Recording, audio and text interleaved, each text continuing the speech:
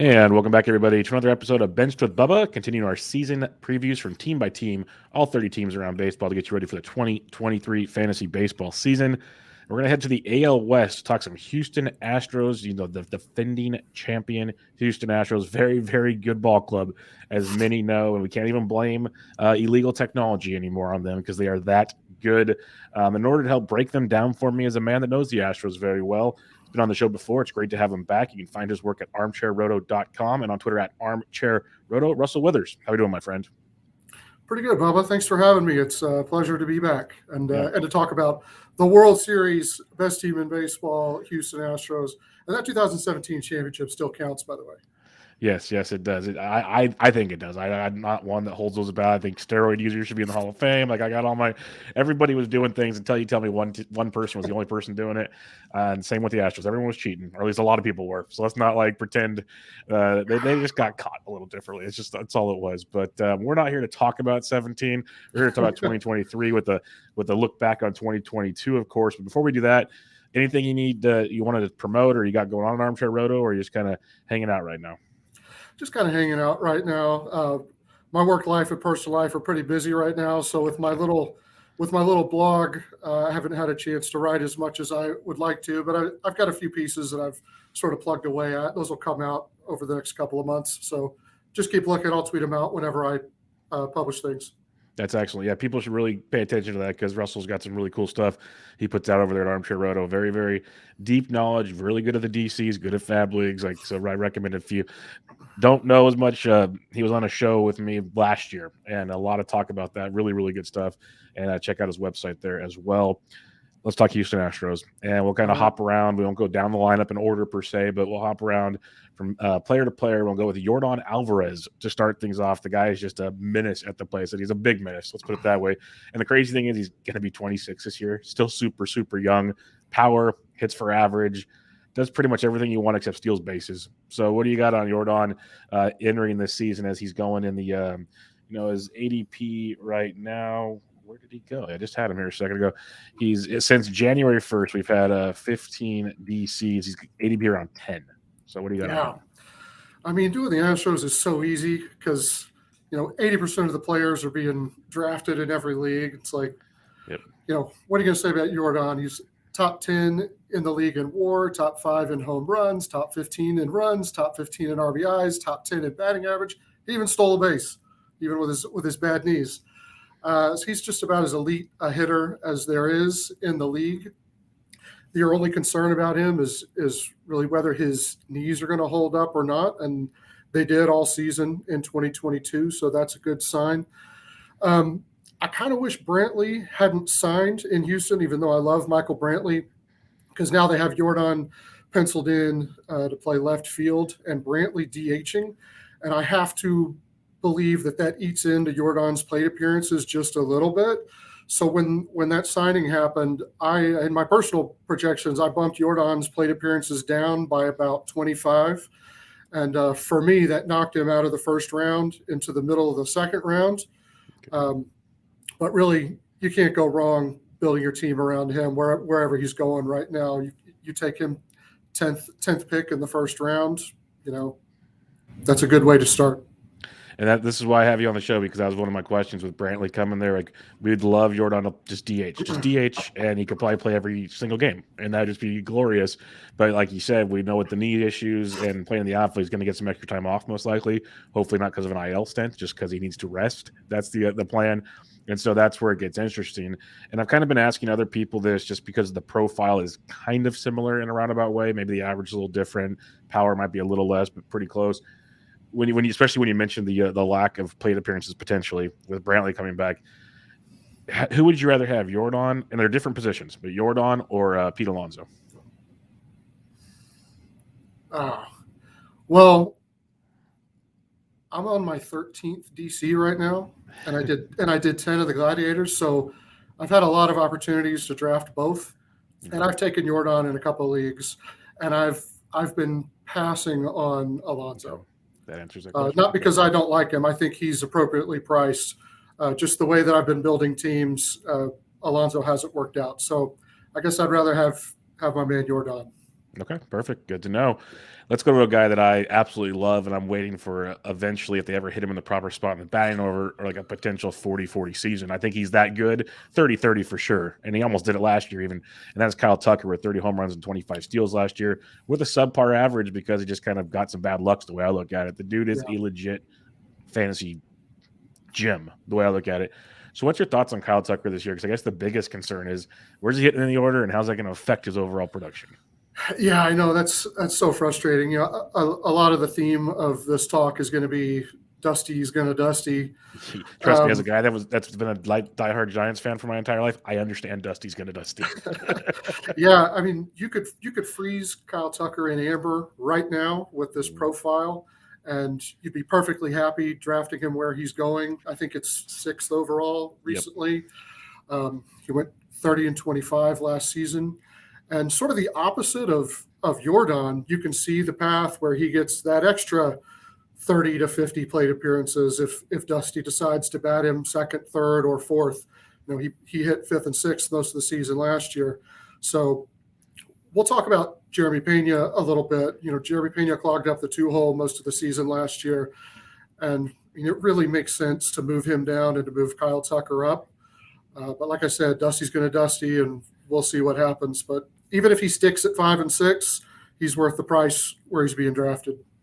Yeah, it's almost like Dusty sees that lefty power hitter potential. It's like, I want him more in the heart of the order, but I have Yordan already. I have Bregman, who we'll talk about, and some others. So it's just like, well, I got to, put him down here where, Pena is a little, I'm not going to say smaller is the right way to say it, but he's more of what Dusty thinks of as like a top of the order back. Because again, I have understood Dusty for a long time, and it doesn't always make sense. So, and now they've upgraded first base with Jose Abreu, so the batting order is even more crowded.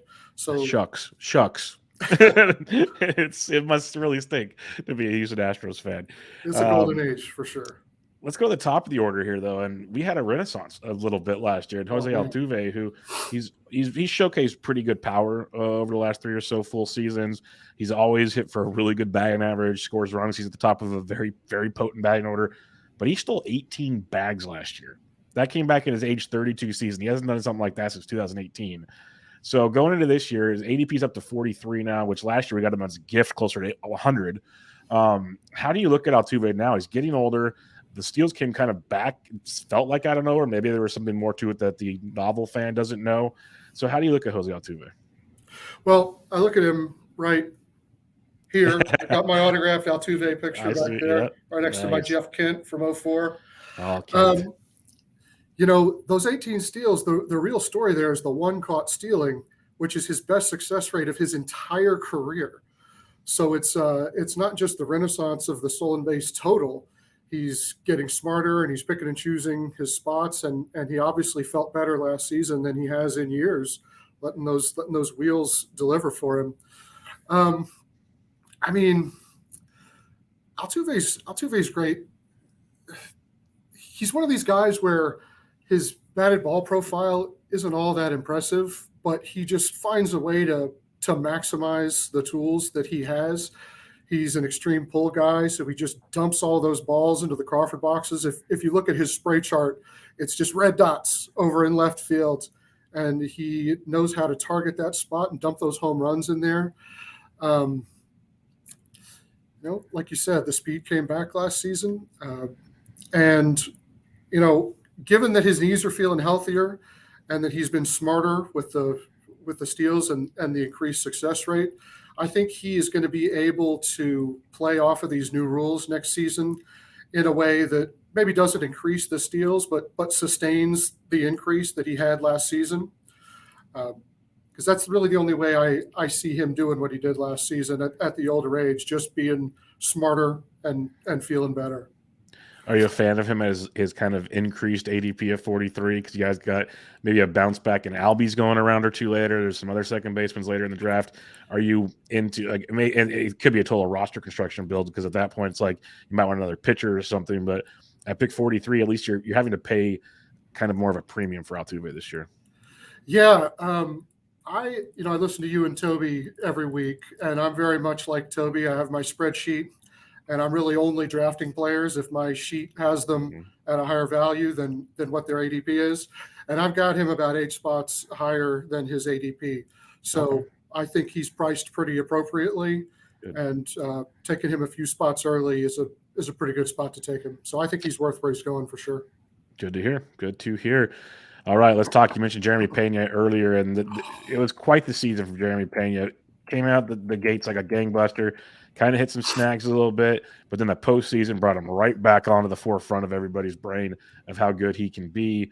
You know, he showed some power, showed some speed, never really showed that much power in the minors, it felt like, but it could be, similar you mentioned with Altuve, we'll mention with Bregman, they enjoy that Crawford box. It's a beautiful thing that they have there. So you said earlier, he's projected to hit second. He did it most of last year. Are we good with Pena at like an ADP of 117, especially if he is hitting second, or is there concern he gets moved and now it's like kind of a not so sure situation? Yeah, I'm not going to be paying for him to hit second in the order. I have to believe that they're going to move him down a little bit. He really took the sting out of Correa leaving when he came out of the gate hot last season, and then we all know he kind of fell off a bit in the second half, but he was also a superstar in the playoffs. So I kind of view that all as one big sample where he came out hot, maybe pitchers adjusted, had some rookie struggles, and then found a way to make it all work in the playoffs. So I view that his first rookie campaign as a real success. But there are some red flags that make me want to pump the brakes a little bit. His plate approach definitely needs some work. He doesn't walk at all, and he strikes out too much for a guy who doesn't walk at all. So that results in a really poor on-base percentage. That's 10th. His on-base percentage of 289 was 10th worst among qualified hitters. So I have to believe that people are chattering in Dusty's ear, telling him that he just can't keep hitting him second. It just doesn't make any sense. So I think he is going to get moved down a little bit in the order, and he is going to lose some plate appearances. But, he is a raw young talent. He's a good player. He's going to find a way to make it work. And even as he has these growing pains and he has likely fewer plate appearances, I think he's good for 20-plus home runs and 10-plus stolen bases, maybe even a little bit higher than that. And, like you said, he's being drafted, 117-ish, something like that. 17. Yeah.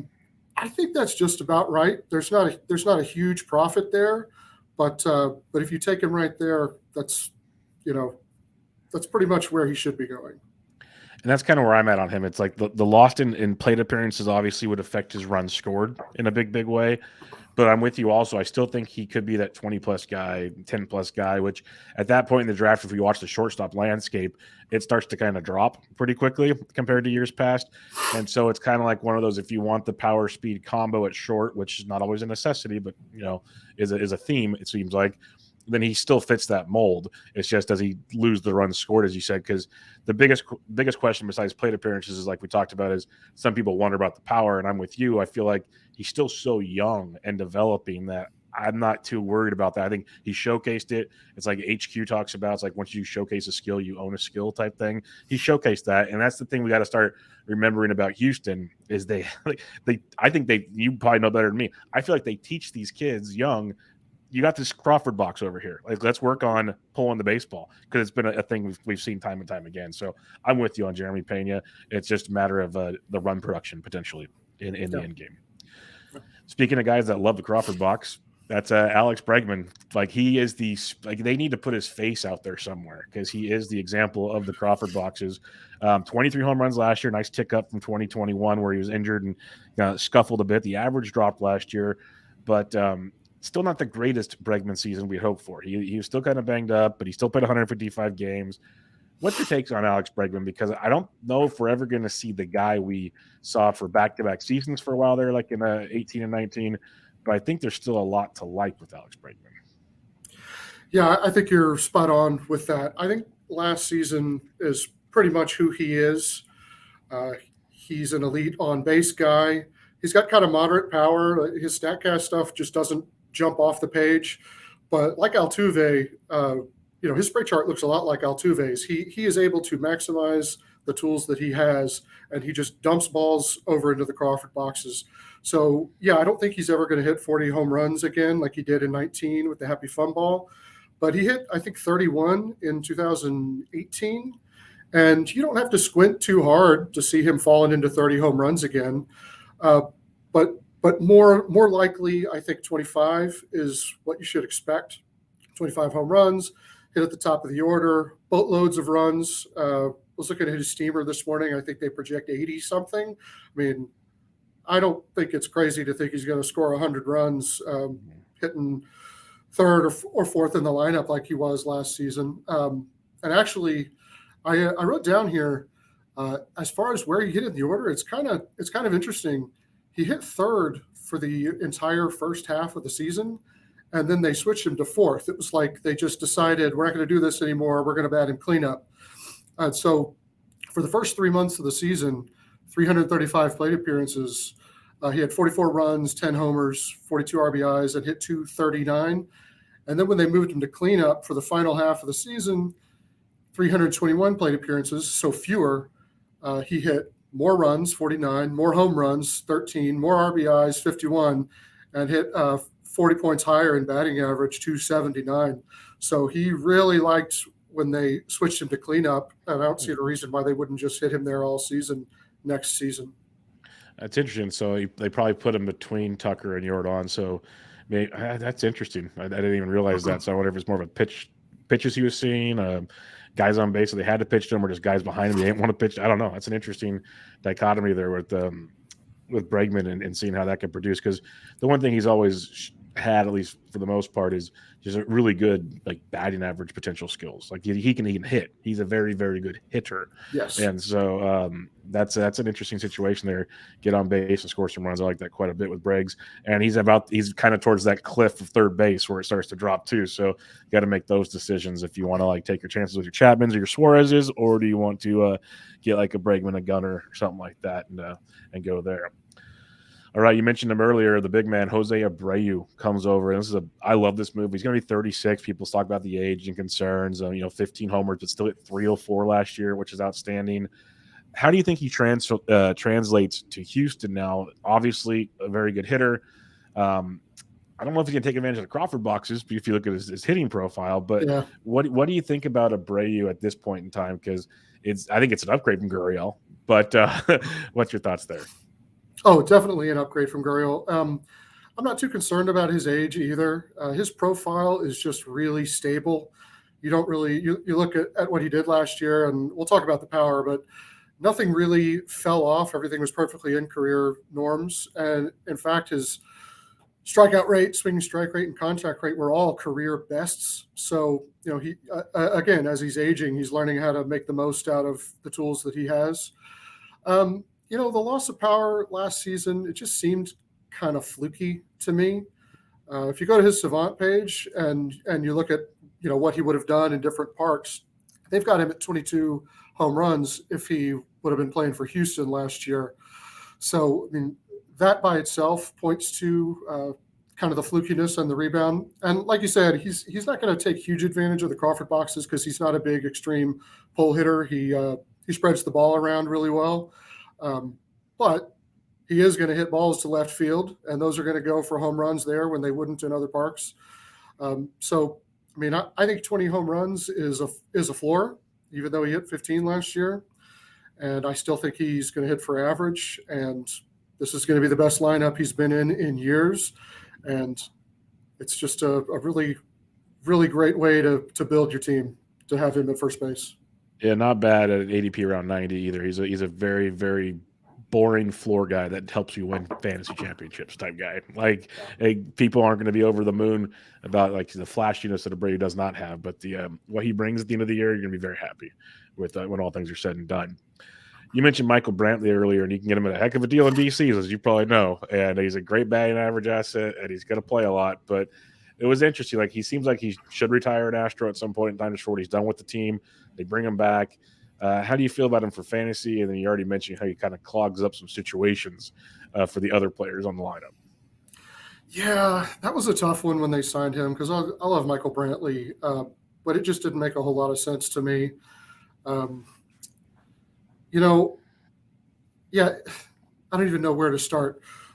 Is he even healthy? So he had labrum surgery in the off season, and I don't know if you saw the blurb on Roto World the other day, but it was just this bizarre story where they said Dusty Baker has no idea whether Brantley has started swinging or not, and whether he'll That's be ready not to start good. the season. But then if you keep reading, it says, well, in the front office, most notably Jeff Bagwell, says they expect him to be ready for the start of the season. So it's like, okay, what are we actually supposed to do with that? I think if he is expected to be ready to start the season, you would expect the manager to know that. You'd And hope to so. and to me, it just sounds like Bagwell's being optimistic. So I'm not even banking 450 plate appearances. That's kind of where I'd put the over under. Um, so we'll see what actually happens. I'd probably take him in a DC if he fell after pick 400.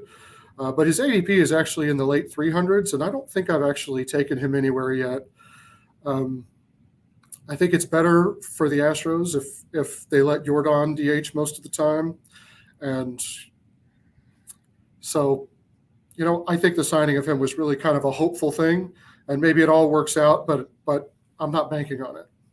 Yeah, it's interesting. I don't even really know that much about the injury situation like you're talking about. I figure they signed him. He's going to do Michael Brantley things, just be in there enough to be Michael Brantley. But that does change things quite a bit, and hopefully it does help Jordan, as we kind of talked about earlier, to get that playing time locked in as well.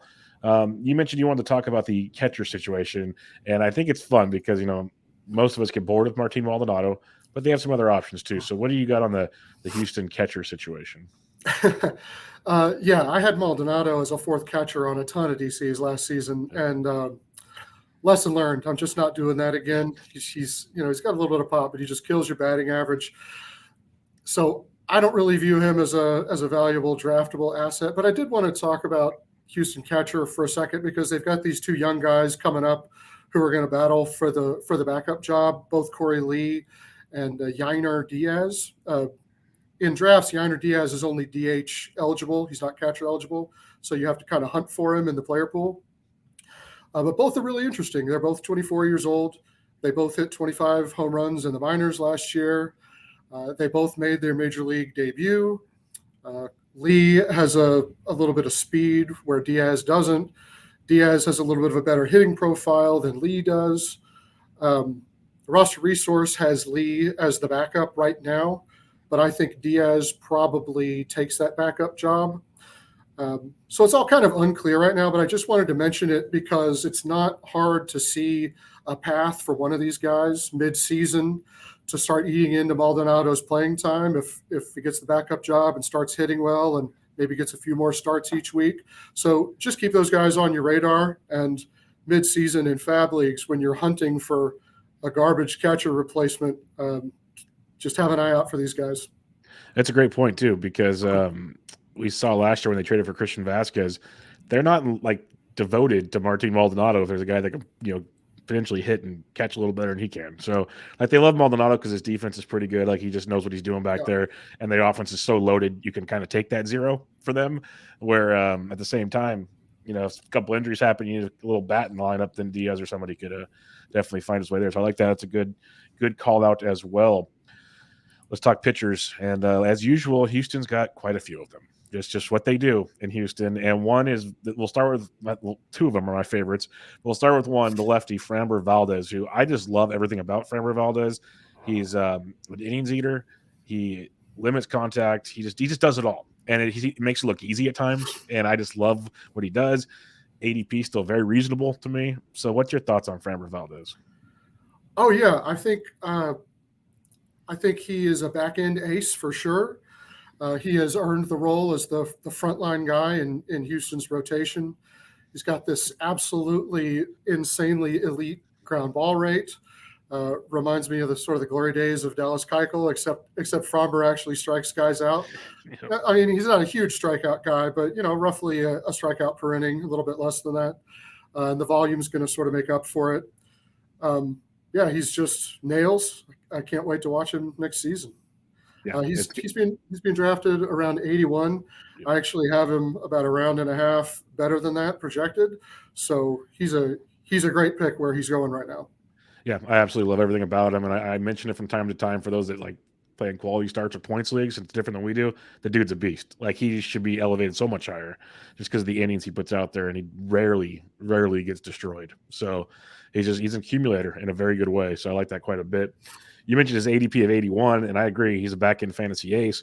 Well, some are drafting Mr. Christian Javier as a fantasy ace at ADP of 64, going ahead of Framber. And I love Christian Javier. It's a bummer that he pitched so well in the postseason because his ADP probably wouldn't be so high with Christian Javier. But the dude's elite. Ratios last year were great. Strikeouts were great. And it feels like, I don't know, from the outside looking in, Russell, that it's we haven't even seen maybe the peak of this kid. So what's your thoughts on Christian Javier? Yeah, I mean, he could be a front end ace. I mean, this time next year we could be talking about him in the first 3 rounds.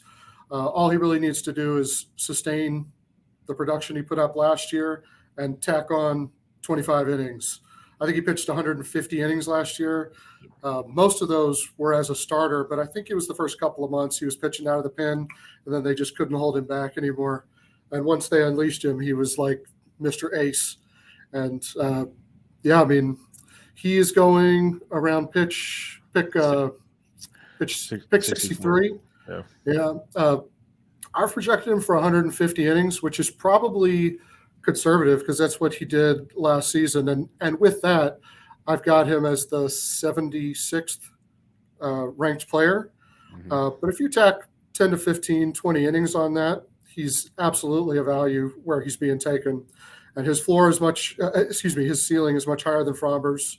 Yep. And, hopefully he doesn't catch too much helium between now and opening day. Yeah, it's been crazy watching it come up. When I was in first pitch Arizona, it was the World Series game he was pitching. He was just filthy, and we were all sitting there, and buddy Will Garofalo walks up, and I know he's a big Christian Javier guy, and he goes, well, that value just went out the window. And you just watch his ADP as drafts kept going through November, December. He just kept climbing and climbing and climbing. I don't think he can climb too much more. I think he's kind of got there. Never say never. Somebody might like him more than you in a draft, but he is pretty sneaky good. And I love what you mentioned there, because I do it with Toby on the show on Tuesdays, when you said you just tweak the projection just a couple innings, and it's like, see where he goes. Like, I'll ask Toby, like, when he's got his thing out, why don't you give him like 10 more at-bats or 10 more innings and tell me what you ranks now? Play the game. And it changes everything. That's why the projections are fun. Your guys' models are fun because and they're also not fun, might not be the right word, but it's fun to see the differences in what literally maybe 2 starts for Christian Javier could do, or going an inning and a half more each start. Something that's not even like 2 starts, just a little bit more each time out could be a game changer in the overall fantasy value of a player. So I am really intrigued with Christian Javier. I hope he reaches the expectations most of us have for him. I really do. I'd probably take Framber at this point now just for the quote-unquote safety of the situation, but you mentioned the ceiling with Javier, and it's pretty high, pretty high. Let's talk Lance McCullers now. This one it's a tough one to talk about. I know as an Astros fan, you probably feel it too. The talent is unmistakable. The guy is super, super good. Problem is, and we've said it forever, you throw a curveball that often, things start to not work the same way in your arm. That's just arm, shoulder, whatever you want to call it. So he pitched about 47, 48 innings last year. Man, projections have him for like 140 to 150. That's a jump, but he's done it before. What's your thoughts on McCullers? Because he's got an ADP close to 200 right now. Yeah, I think that's a pretty aggressive projection. So with my projections, a lot of projections they'll try to hit what the expected number is. They'll try to be as accurate as possible, and that's what I do on the rate stats and the counting stats. But a lot of my own personal projections are, what am I willing to pay for in fantasy? So even if I think he'll pitch 140 innings, that's a little too costly for me. So I'm only willing to pay for 120. And that's kind of what you were talking about with Toby. Like, you ratchet down the numbers based on this or that, and it drops the projected value versus the cost. So, Lance didn't pitch until August last year. And even if he's healthy at the end of the season, this has been an ongoing thing with him. And I don't think that I'd be willing to pay for more than about 120 innings. Even that feels aggressive. Yeah. But when he's on, man, there's nobody else you'd rather have taking the ball. He stands there on the mound and he stares in. He just looks like a mean dude. And so I like McCullers, but I just haven't been drafting him on any teams. I'm just going to enjoy watching him as a fan. And if he goes out there and drops 150 innings in 2023, I'll be all over him in 2024. Yeah, we're on the same page. Like, I love Lance McCullers. I was drafting him everywhere back in the day before he got hurt, knowing that, or having the very self-conscious nature that it's coming, like, because you just can't throw that many curveballs. It just doesn't work that way. So yeah, I'll probably sit back. I haven't even attempted to draft him yet this year. He's a guy I'll probably play in DFS while he's healthy. I'll enjoy him, do that kind of run. But he seems like a guy that maybe he might be better suited, unless he can, figure it out. But better suited for like those postseason runs where you come out of the pen for like 3 innings and just throw 90% curveball and then walk away. Yeah. Like, okay, do that for a couple outings here and there. Go for it. It's so much fun. Hit this. It's a curveball. Yep. You know it's coming, but you're not going to hit it. It's like Bull Durham. Oh, how do you hit that? Well, I told him it was coming. Like, it's just he's not going to hit the curveball. It's just not going to happen. So it would be fun to see because he is a heck of a ball player. So with you there. Let's go with Luis Garcia, the pitcher. Luis Garcia for the Houston Astros, going about ADP close to 150 right now.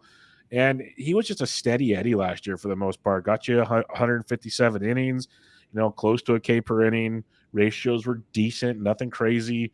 It's kind of, when you already have so many aces towards the top, it kind of gets under, like you kind of forget about him. But he was still a pretty good arm. So what's your thoughts on Garcia for 2023?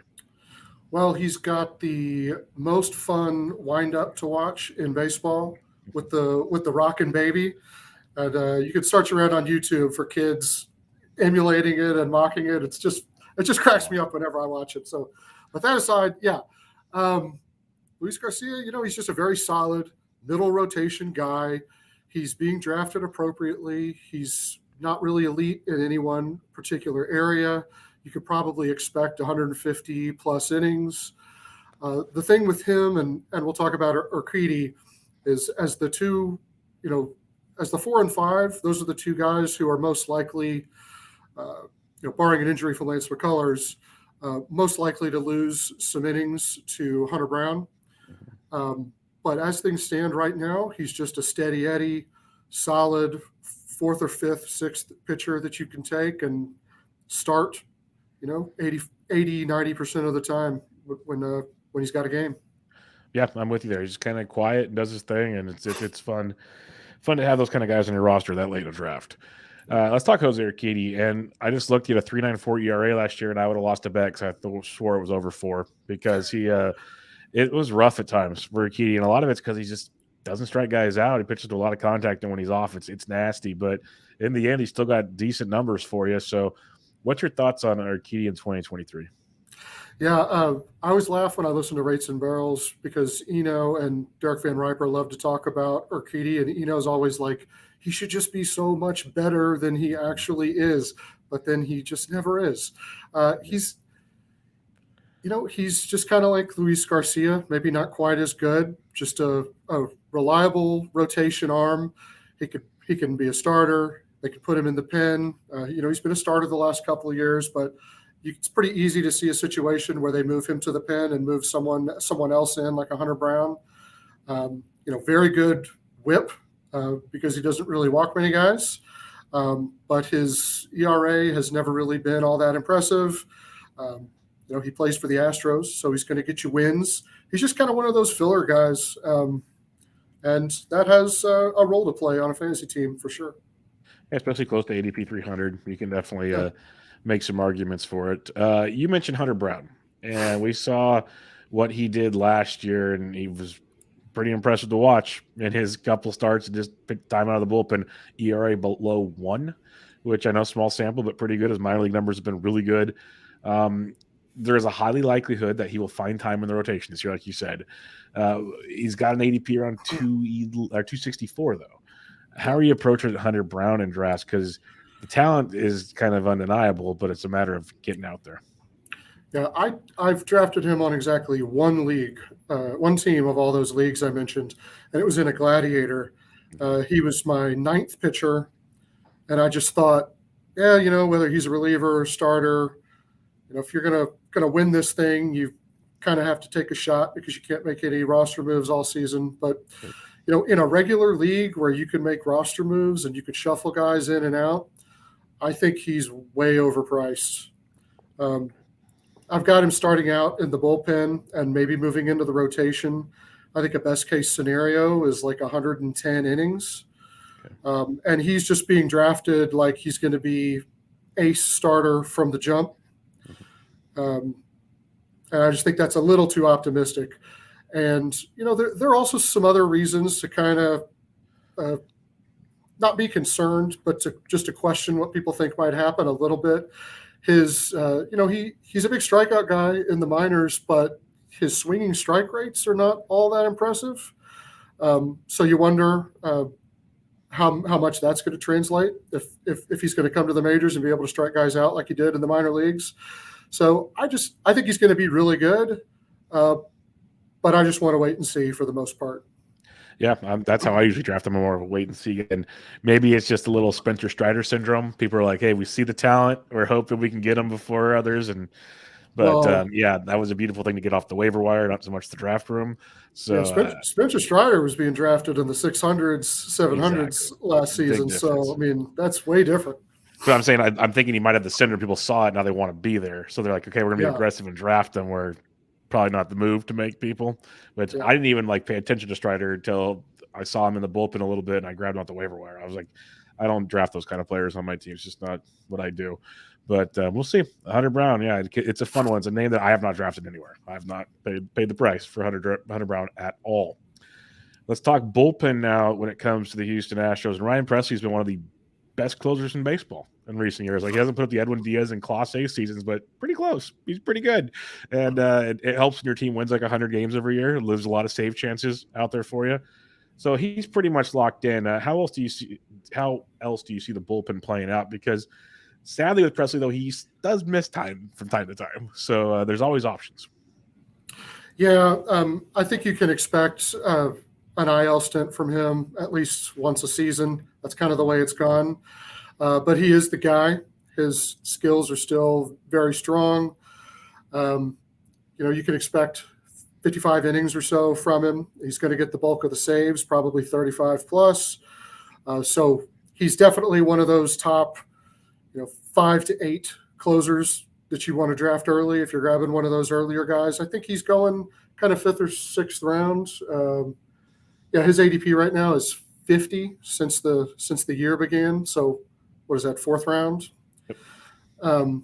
He's absolutely worth that cost.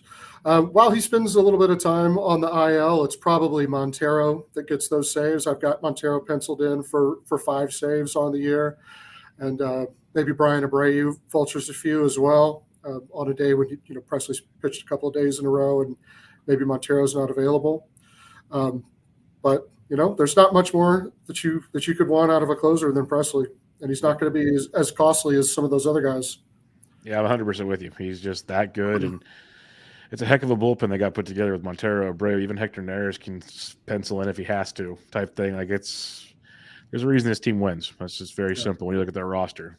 And his mom is a great follow on Twitter, Jan Presley. She cracks me up. She's always live tweeting during the games, and she goes crazy when he comes in. Well, now I'll have to follow, because that's one thing I've learned to appreciate is I try to get away from some of the cesspool that is Twitter, and I'm following more like the entertainment stuff. Like, I follow Vinny Pasquantino because he's just entertaining on Twitter. He's fun. Yeah, some of these guys and then their parents. I follow Lucas Giolito's dad. He's hilarious. I mean, either he comes to the defense of Lucas last year, but in other years it's a different story. So you get the whole spectrum of fun stuff out there, which is a little different than the other beats that you get on Twitter. Let's talk prospects, though, because Houston has usually always had a pretty good system, but eventually, they're all in the bigs, or they've been traded to get more pieces for the bigs. You already mentioned Diaz as a potential catching option. Hunter Brown technically is probably a prospect. We know who he is. Anybody else that we should keep an eye on for potentially some fantasy impact this year? Yeah, I mean, people like Pedro Leon to come up and play some center. But he's got a sports hernia right now. He's not going to be ready at the beginning of the season. But he also strikes out a ton. And I just worry about whether or not he's going to be able to make the bat work at the major leagues. But he's a very good defender. You'll probably see him play some center at some point during the season. That's kind of a wait and see fab watch list kind of guy.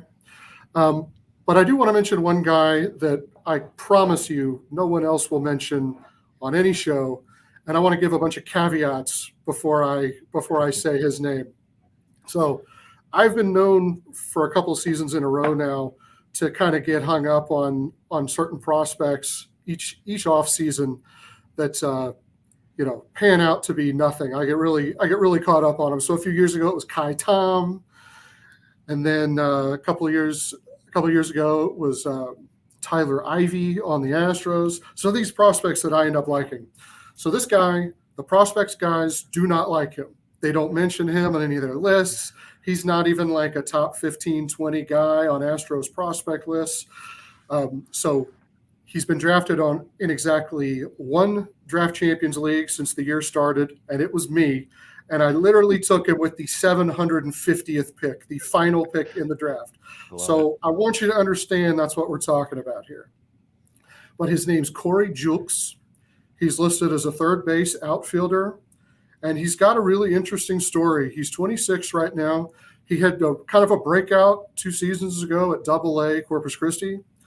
There's a really interesting article about him on The Athletic from early, I think it's February 2022, where they wanted to get more out of his bat, and Houston actually pulled him out of Corpus and took him to a separate training facility for 3 weeks and did a whole bunch of things to change his approach and his swing. And when he came back to AA, he was absolutely gangbusters. And I don't have his numbers from that year in front of me. But I got him right here. 14 homers, 15 stolen bases, hit 287. Like when you started mentioning, I pulled up his page, and I'm okay. Like, wow. So then you look at what he did in AAA last season. He hit 30 home runs. I don't have it in front of me either, but I think it was 30 home runs and 20 steals. He's got a very acceptable strikeout rate. It's about 20%. He walks. He's got this profile that I like where he doesn't hit too many ground balls or too many fly balls, both under 40%. That's something that I look at in minor leagues because I like them to hit a lot of line drives because those fall for hits more than ground balls and fly balls do. And the organization, even though he's not highly touted on any of these prospects lists, the organization really seems interested in him. And he's got nothing else to prove in the minors. And so at some point in 2023, I see him making a debut. Maybe he plays left field. Maybe Brantley gets hurt. Maybe there's room for him somewhere. He comes up and gets an opportunity to do something. He kind of reminds me of Josh Rojas on the Astros a few years ago.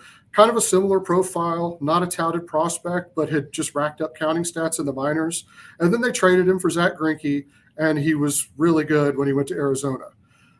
I could see a situation like that. He gets traded to another team. So just put him on your watch list, put him on your radar. Don't draft him unless it's the 750th pick at a draft champions. But I just want to put his name in people's mouths. I love it. I was looking at his page while you were talking, and you mentioned when he made the change at AA, his home run to fly ball just skyrocketed in the final 2 seasons. They obviously made a change there. He's a Rule 5 eligible player after this year, so definitely a trade candidate. If that like everything you're saying just checks boxes of the guy that could potentially find his way onto a roster somewhere. He's almost 27. There's nothing else to prove in the minors.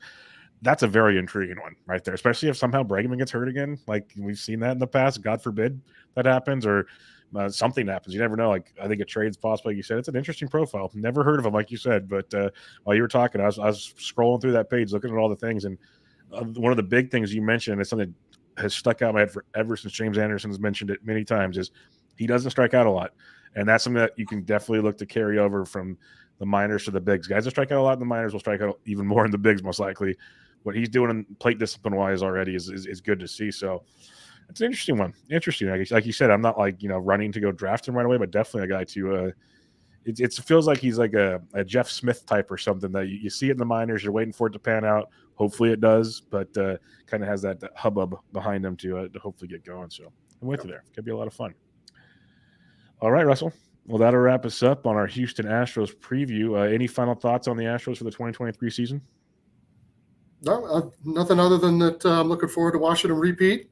Yep. Haters going to hate. Astros going to win. That's I about love all it. I got. I love it. I kind of quietly root for them because they're entertaining and they're fun for fantasy teams everywhere because they're that darn good. And I love that. Framber Valdez, man. Christian Javier. Let's go. So everybody, make sure you check out Russell on Twitter at ArmchairRoto. Pay attention when he starts tweeting out some of the work he's got going on. It's awesome stuff over there as always. And Russell, thanks for joining me, my friend. Thanks, Bubba. My pleasure. Everybody, this is Bench with Bubba, your Houston Astros season preview. Catch you guys next time.